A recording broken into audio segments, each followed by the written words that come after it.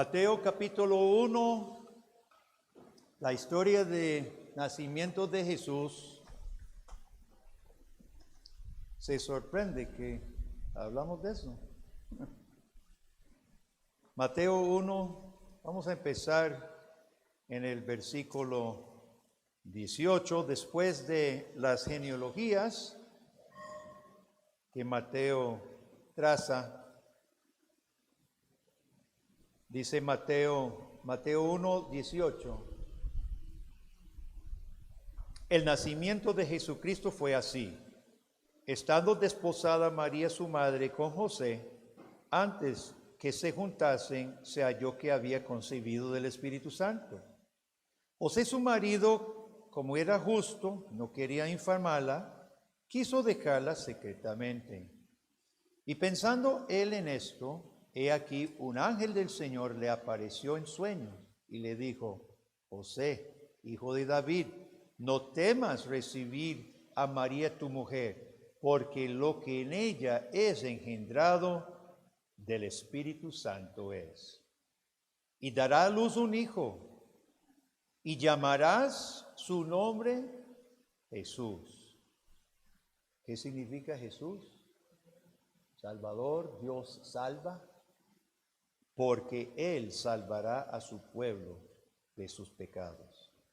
Todo esto aconteció para que se cumpliese lo dicho por el Señor por medio del profeta cuando dijo: He aquí una virgen concebirá y dará a luz un hijo, llamará su nombre Emmanuel, que traducido es Dios con nosotros. Y despertando José del sueño, hizo como el ángel del Señor le había mandado y recibió a su mujer. Pero no la conoció hasta que dio a luz a su hijo primogénito y le puso por nombre Jesús. Estoy leyendo Don Quijote otra vez. Lo estoy leyendo en el español antiguo. Es un ejercicio bien interesante. Me está encantando. Ya voy por más de la mitad. En el tercer viaje, no sé cuántos han leído Don Quijote, se lo recomiendo. En la tercera salida, como les fue tan mal en las primeras dos, Sancho Panza junto con su esposa llega donde Don Quijote antes de salir y dice: vea, señor Don Quijote, yo ocupo un salario, porque más bien solo pérdidas había dado las primeras dos salidas. Y le he hecho toda una gran historia de su esposa y sus hijos, y que necesitan una mensualidad, un salario mensual, mientras él ande con el caballero andante. Y Don Quijote le escucha todo el discurso, que son páginas y páginas. Y termina Sancho y le dice Don Quijote: hermano Sancho, yo con muchísimo gusto tomaría de mi hacienda y le proveería lo que usted pide, un salario mensual, pero en todos los libros de caballeros andantes no he encontrado uno solo que se le pague al escudero. Entonces yo no puedo hacerlo. Vea qué interesante. Don Quijote, el loco del libro, es más fiel a su Biblia que los cuerdos somos. Y hay mucha tela que cortar con Cervantes, le cuento, pero eso es otro tema. Hermanos, hoy tenemos una palabra conocidísima, esta historia, pero vamos a ver si tenemos la fidelidad y el apego que tuvo un loco con sus libros de caballería andante.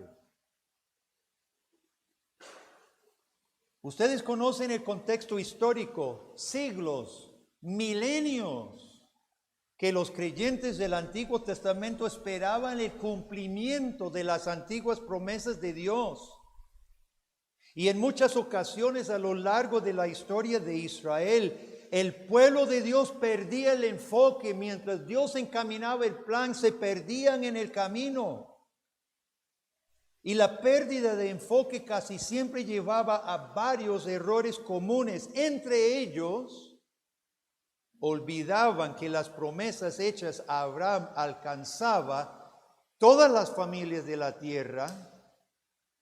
¿Y qué hacían? Convertían la salvación de Dios en beneficios terrenales, olvidando el punto principal: salvación de los pecados.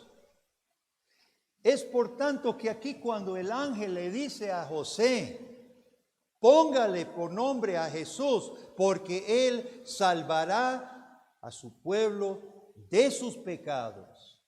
Aquí el ángel endereza las expectativas torcidas, desviadas del pueblo de Dios. Salvará a su pueblo. Si bien Jesús nace del pueblo judío, que fue el pueblo encargado por Dios para traer el Mesías al mundo, desde su nacimiento se nota un propósito más amplio que solo los judíos. Zacarías en Lucas capítulo 1 menciona el pacto con Abraham, y Dios le había dicho a Abraham: en ti todas las familias de la tierra serán benditas. Y escuche las palabras de Simeón. Ustedes se acuerdan, Simeón en Lucas 2 dice: ahora, Señor, después de que vio el niño, lo tomó, dice: ahora, Señor, despides a tu siervo en paz conforme a tu palabra, porque han visto mis ojos tu salvación, la cual has preparado en presencia de todos los pueblos, luz para revelación a los gentiles y gloria de tu pueblo Israel. José y María posiblemente no tenían la luz completa de lo que significaría Jesús, Dios salva. Pero en el mismo nacimiento de Cristo hay evidencias que este pueblo que Jesús salvaría sería el pueblo anunciado desde principios del plan de salvación. Desde Génesis 3:15, que Dios promete simiente que aplaste la cabeza de la serpiente. Pero en segundo lugar, debemos fijarnos en el simple hecho de que se usa el término pueblo. ¿Notó usted? ¿Salvará a quién? Salvará a su pueblo.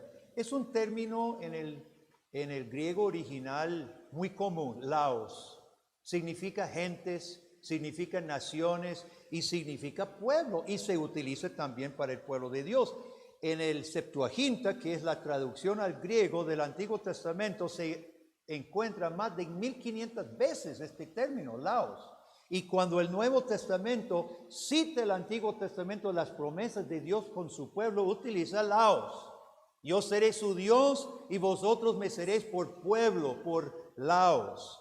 El ángel dice a José: llamarás a su nombre Jesús, porque él salvará a su laos, salvará a su pueblo.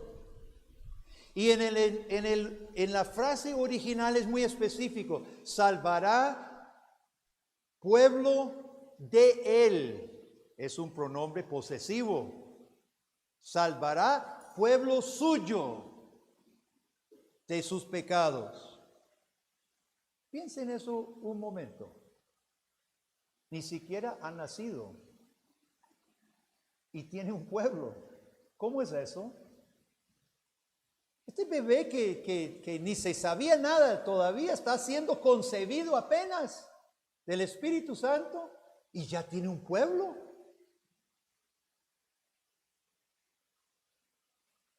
Jesús viene con un propósito. Este bebé que ni ha nacido tiene un pueblo. El ángel no dice: yo voy a profetizar de que él va a hacer proezas y va a reunir a un pueblo. No lo dice así.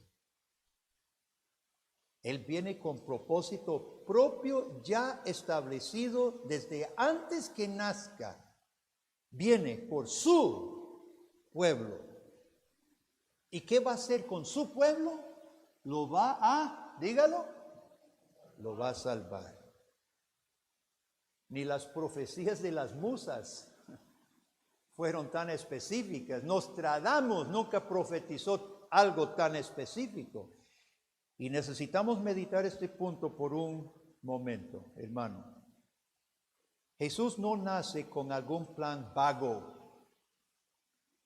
Esto es importante y hemos hablado mucho de eso en esta iglesia. Yo sé que en la escuela dominical, Jesús no nace con algún plan vago. Jesús no nace para ver qué pasa. Bueno, voy a encarnarme y me voy a dejar clavar a una cruz a ver si algunos se salvan. Eso no lo dice. Dice, nace con un propósito de salvar a su pueblo de sus pecados.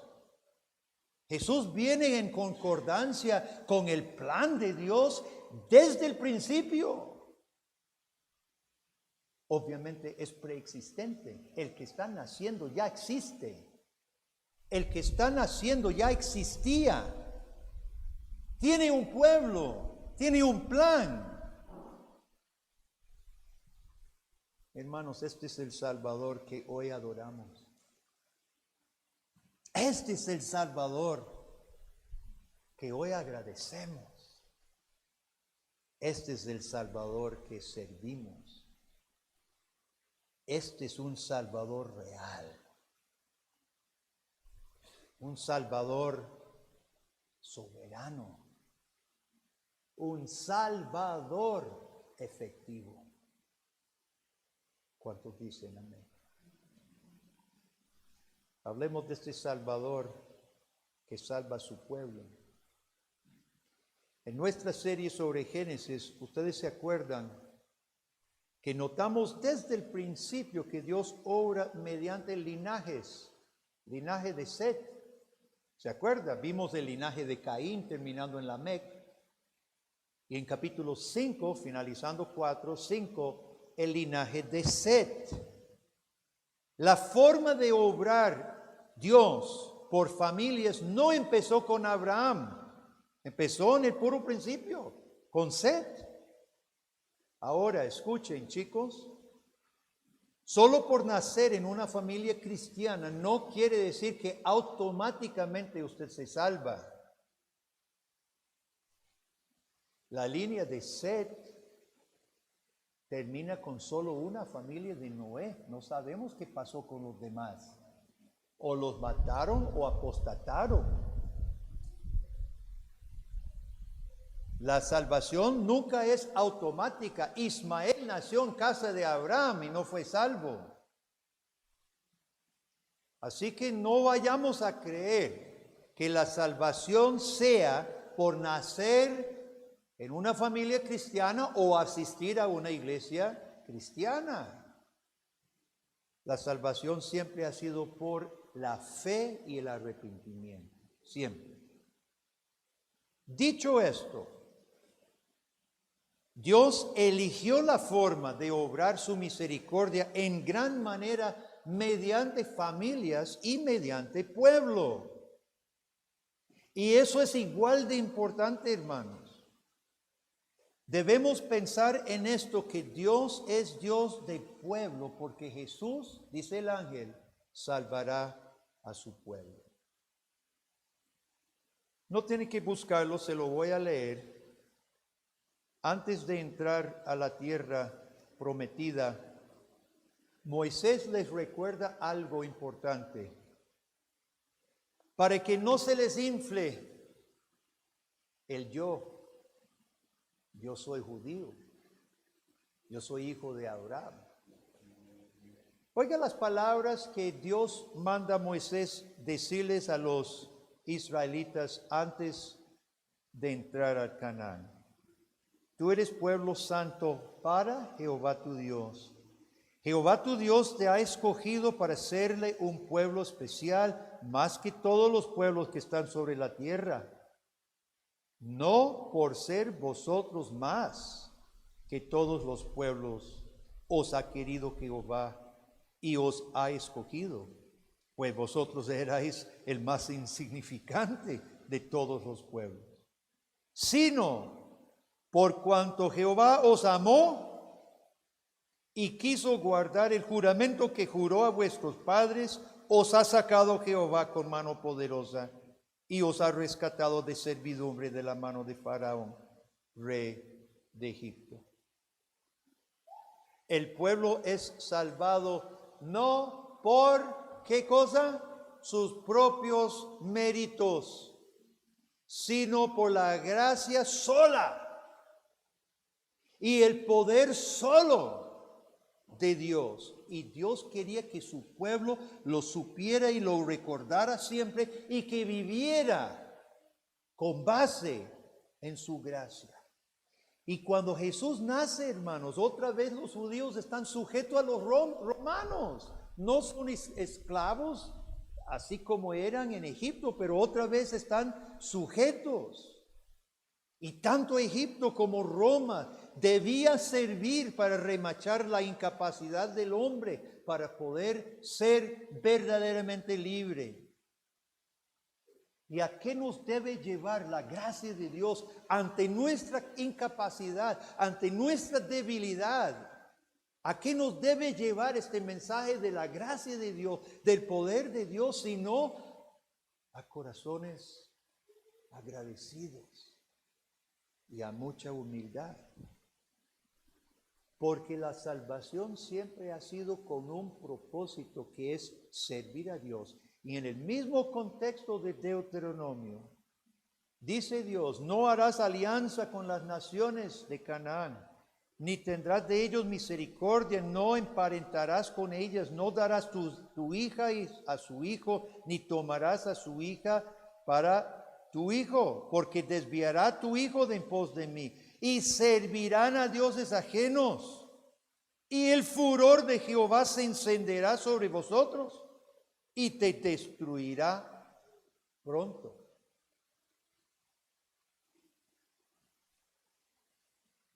La salvación es para servir a Dios. La salvación no simplemente es para estar libre de Faraón, para vivir como quisiera. Zacarías dice que la salvación de Dios sería para servir sin temor a Dios. Lucas 1:74. Cuando Dios salva a los pecadores, no los salva para razones personales, razones suyas, no para que seamos agente libre. Oímos muchas veces de que tal y tal persona dice que tiene una relación personal con Dios. Pero ser salvo por Dios no es lo mismo que tener una amistad con un ser humano, hermano. No es lo mismo. Y demasiado frecuente es en las iglesias evangélicas también rebajar a Jesús a nivel de amigo, a nivel de, ¿qué es ahorita la moda de guías de vida? No me acuerdo el término. Coach, del coach de la vida. Así ahora ponen a Jesús. No, mi hermano. Dios nos redime de nuestra perdición para los propósitos que Él tiene para usted. De modo que Pablo dice que somos librados de la esclavitud del pecado para ser esclavos de Cristo. Y eso es totalmente contrario a la corriente moderna de derechos personales. Porque nadie habla de responsabilidades personales.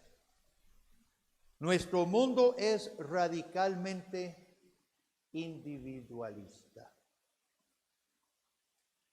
Según Deuteronomio 7, Dios redime a su pueblo para su gloria, y vivir para la gloria de Dios será la gloria del hombre, porque el Dios celoso salva no para que su pacto sea despreciado, sino para que su nombre sea honrado. De modo que ser pueblo de Dios es lo mismo que ser pueblo que honra a Dios. No hay pueblo de Dios que no sea un pueblo que no honre a Dios. Jesús tenía que salvar a su pueblo de sus pecados. ¿Cuál pecado? De no honrar a Dios. Entonces hablemos de la primera rebeldía de la cual Jesús nos salva, porque el próximo domingo vamos a seguir en este mismo pasaje. Nuestra primera rebeldía se ve en la idea de que Jesús salvaría a su pueblo. Porque en el Edén Satanás tentó a Adán y Eva a olvidar, ¿recuerda los 3 mandatos? Bueno, no les voy a preguntar para no desanimarme yo. Uno de los mandatos era fructificar y multiplicarse, el mandato de mandato social. Familia, pueblo. Y Satanás los tienta a que buscaran ser dioses ellos mismos. Olvídese de familia, le dice Satanás en otras palabras. Olvídese de hijos, complicado, hijos. Olvídese. Olvídese llevarse con otros más que vayan a nacer aquí en la tierra, de tener que llevarse bien con otros, de servir a otros. Olvídese de todo eso y sean dioses ustedes mismos. Y de ahí en adelante, hermanos, viene la tendencia nuestra en contra del concepto de pueblo y en favor del concepto individualista. Aún las sectas, nosotros vemos sectas que son muy compactas y parecieran comunitarias. Aún las sectas, hermanos, son individualistas. ¿Por qué el sectario sigue al caudillo si no es porque piensa recibir un beneficio personal de ese apóstol, de ese ungido? Aún lo que nos parece más compacto no lo es individualista porque la honra de Dios no es la meta. ¿Cómo se llama el pecado que se revela contra la idea de ser pueblo? Lo hemos mencionado muchas veces en nuestra iglesia, el individualismo, el egoísmo, el egocentrismo. Siempre estamos hablando de esto, pero ¿qué estamos haciendo? ¿Qué estamos haciendo para matar ese viejo hombre del yoísmo? Pregunto, el padre de familia o madre, si usted no tiene marido en la casa, el líder de la familia, padre o madre, que se niega a reunir a los de su casa para instruirles en la palabra de Dios, orar con ellos como Dios manda, diariamente, Deuteronomio 6, mañana, noche, en la casa, en la calle, hacer un culto familiar, hacer un devocional familiar a diario. ¿En qué está pensando ese padre de familia? ¿En qué está pensando en esa madre en sí mismo? En su propio tiempo. No está pensando en su hogar. No está pensando en el futuro de su hijo, ni su destino eterno. Yo espero que en esta iglesia no haya ni un padre o madre de familia tan egoísta, porque en eso se reduce su propio tiempo, de que esté descuidando tan importante. Ahorita está saliendo, yo no sé si usted ha visto quejas con las redes, con niños, con jóvenes, con jovencitas, mujeres, TikTok y otros. Algunos quieren prohibirlo para jóvenes por lo nocivo y la confusión que se le está haciendo. Yo espero que no hayan padres que le dé el teléfono a su hijo junto con internet y no se preocupe por lo que están viniendo. Más bien bote los teléfonos, estaríamos mejor. Nadie dijo amén. Bueno, eso es lo que yo sigo diciendo. Graves problemas ahorita con las redes, y las distorsiones graves que se le está haciendo en la cabeza de los jóvenes cristianos y luego decimos, ¡ah! ¿Y de dónde viene el problema? Padres egoístas, perezosos, no tomaron la más mínima preocupación de gastar un poco de energía y esfuerzo. El cristiano que coloca emojis en el chat de la iglesia, ¿cuál es este emoji? El cristiano que coloca emojis en la iglesia, pero no dedica más de 10 segundos, si acaso, para realmente orar, es un individualista, es un egoísta. El cristiano que se da cuenta el domingo de las luchas de algún hermano, puede ser una madre soltera en la iglesia, puede ser algún anciano, y volvemos a casa sin 2 veces pensar más en cómo poder aliviar su carga. Y cuando el pastor anda en Estados Unidos, los que dicen, el domingo yo también voy a andar en la cama, en el mundo de mis sueños, allá que se aguanten los ancianos. Ahorita me invento un buen pretexto para mi vagancia.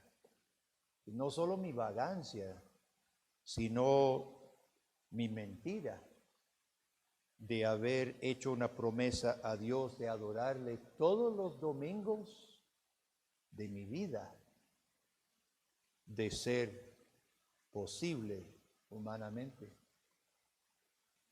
Si Cristo vino a salvar a su pueblo, es porque no éramos pueblo.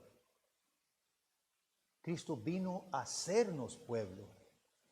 Primera de Pedro, capítulo 2. Vosotros que en otro tiempo no erais pueblo, pero ahora sois pueblo de Dios.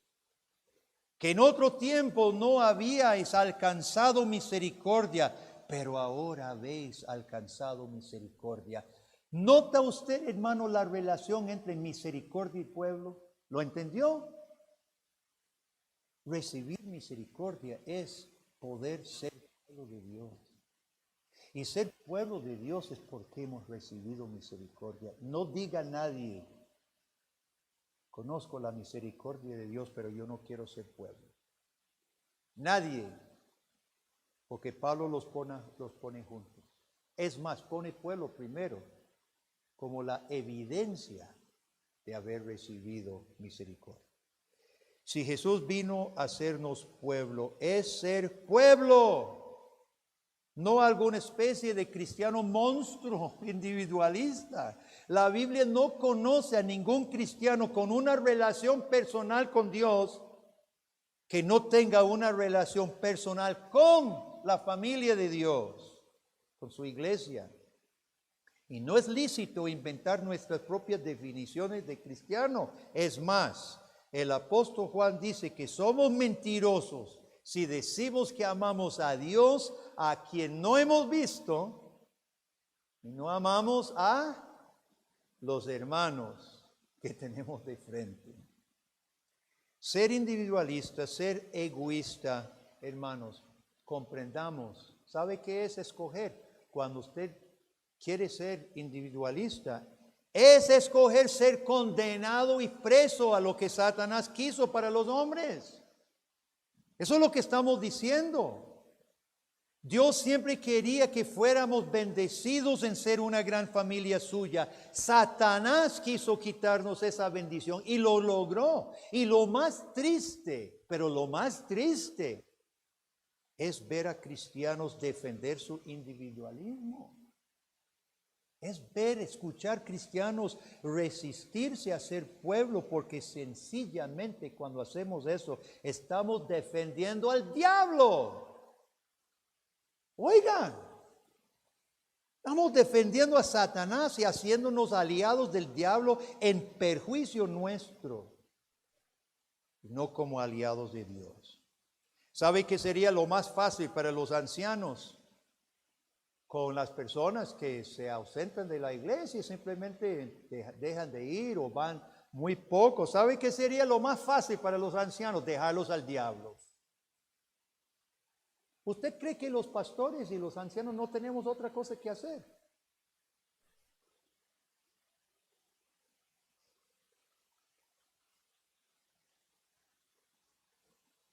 Nosotros nos preocupamos, los llamamos, los exhortamos, porque sabemos que Dios nos salva, nos ayuda, nos protege dentro del contexto de su pueblo. Esto, mi hermano, esto es vida para nosotros. Y si no lo entiende, no sé cómo explicárselo más claro. Posiblemente en esta mañana habemos aquí personas con situaciones tristes, con situaciones difíciles, con situaciones malas. Y muchas veces los hermanos no buscan al pastor, al anciano o a otro hermano de la iglesia. Y cuando en pasadas ocasiones me he dado cuenta y le pregunto al hermano o a la hermana, ¿por qué no viniste? ¿Por qué no pediste ayuda? ¿Por qué no hablaste? ¿Por qué no pediste oración? Muchas veces se me ha dicho, es que no tengo confianza. No busco a ningún anciano porque no les tengo confianza. A estas alturas de mi vida,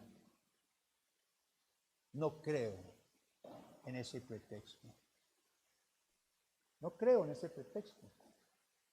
¿Sabe? Eso es como decir que usted salió en su auto y se quedó varado y llama a la grúa y llega la grúa color verde y usted dice, no, grúas verdes no me gustan. Ahí se queda entonces usted varado, que nadie se lo va a llevar, porque grúas verdes no le gustan. Hermanos, esta es la iglesia que Dios nos dio. Este es el pastor que Dios les dio, feo, viejo, medio ciego y medio sordo. Ahí está Juan Carlos, está Marcelo, son los ancianos que Dios nos ha dado.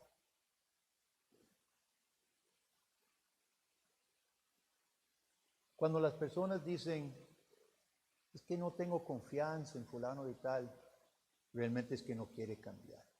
Esa es la verdad. No quiere cambiar. ¿Y qué cosa, verdad? ¿Qué cosa? Los seres humanos a veces preferimos sufrir que recibir ayuda, salir. Somos complicados. Pero cuando se involucra pecado en el sufrimiento, peor es. Debemos dar gracias a Dios que la salvación de Dios es de pueblo, porque todos necesitamos un pueblo a que pertenecer. Aunque quisiéramos ser individualistas, Dios sabe que no nos conviene, porque todos necesitamos el apoyo, la amistad, la ayuda, el consejo, el consuelo, unos para con otros. Y Dios obra su maravillosa salvación, salvándonos de nosotros mismos. Nos salva de mi individualismo y nos injerta en un pueblo. Y Dios obra su gracia en mi vida mediante los hermanos. Que no lo hacemos perfectamente, es cierto, no lo hacemos perfectamente, pero Dios no ha terminado con nosotros, no ha venido el rapto todavía, aquí estamos. No somos perfectos, no somos una iglesia perfecta, no somos líderes perfectos. Pero Dios no ha terminado con nosotros, sigamos caminando, apoyándonos unos a otros. ¿Que hemos cometido errores? Claro que sí, tanto usted como otro. Y para eso es la continua gracia de Dios y su perdón. Que yo puedo pensar en muchas excusas y pretextos para no ser pueblo. Recuerde de dónde viene esa excusa. Del padre de la mentira que desea su miseria y su perdición. Concluyamos esto, hermano. Jesucristo vino a completar, a cumplir el largo plan de salvación revelado en todas las Escrituras. Ese plan consistía siempre en anular el veneno mortífero satánico del egoísmo, rescatándonos para que seamos una vez más hijos de Dios, familia de Dios, para la gloria de Dios. Llamarás a su nombre Jesús, Salvador, porque Él salvará a su pueblo, los salvará de su pecado, de todos sus pecados, empezando por el pecado que los aleja de ser pueblo, el pecado del individualismo y del egoísmo. Tremendo mensaje le da el ángel en tan pocas palabras, tremendo mensaje fuerte. El ángel acaba de anunciar nada menos que un homicidio y una resurrección. El homicidio del viejo hombre egoísta y una resurrección de nuevo hombre hecho parte de la familia de Dios, apoyado, nutrido, consolado y enseñado dentro del pueblo de Dios. Qué bueno recordar en esta época de Navidad, hermano. Qué bueno celebrar el nacimiento de Cristo. ¿Y qué cosas en Navidad es cuando más se vacían las iglesias?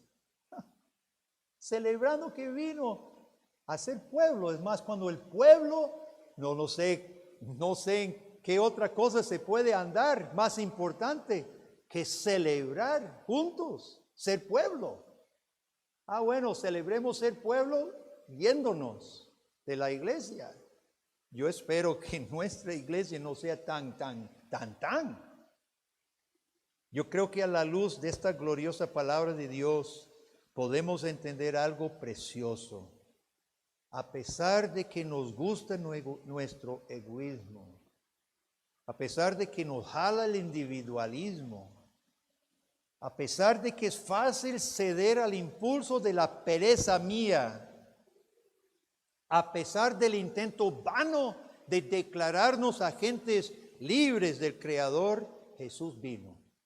Y vino como Rey, vino como Salvador para ejecutar su plan. Y ese plan es para librar estos pobres ciegos de nosotros mismos y del engaño del diablo. Ese plan es para salvarnos de nuestros pecados, recogiéndonos como ovejitas de su rebaño, de la mano misericordiosa, buena, sabia y justa de Cristo nuestro Redentor. Hay necesidad de tomar un momento usted para sincerarse con su Dios. ¿Quiere pedirle perdón a Dios? Nosotros creemos que este culto es una renovación de pacto. Dios nos ha hablado mediante su palabra. Dios espera nuestra respuesta. ¿Qué le quiere decir usted? ¿Qué le quiero decir yo? Le queremos pedir perdón, volver a reconsagrar nuestra vida, darle gracias a Dios por nuestra iglesia. Dígaselo, dígaselo en su corazón. Llamarás a su nombre Dios salva, porque salvará a su pueblo de sus pecados. Amén. Oremos. Gracias, Señor. Gracias. Que nos has salvado en primer lugar de nosotros, de nuestro propio corazón desviado, maligno, rebelde, idólatra. También del demonio. Nos has salvado y lavado de nuestra culpa ante ti. Gracias, Señor. Padre, oramos por nuestra iglesia. Padre, queremos ser este pueblo que tú dices en tu palabra, este pueblo consciente de tu misericordia. Queremos ser esta familia, no individualistas, no llegando aquí simplemente individuos egoístas que llegamos y nos vamos. Necesitamos, oh Dios, de tu gracia. Necesitamos, Padre, más de tu Santo Espíritu que infunde en nuestro corazón y alma y espíritu esto de ser una familia, una sola familia unida bajo Jesucristo. Ayúdanos, Dios. Quítanos los obstáculos, quítanos los pretextos necios, las excusas demoníacas. Quítalas, Padre, todas. Moldéanos a la imagen de Jesús para que esta iglesia, Pacto de Gracia, sea una iglesia grata para ti, Señor. Una iglesia que realmente agradecida lleve gloria para el nombre de nuestro Salvador. En el nombre de este Jesús oramos. Amén.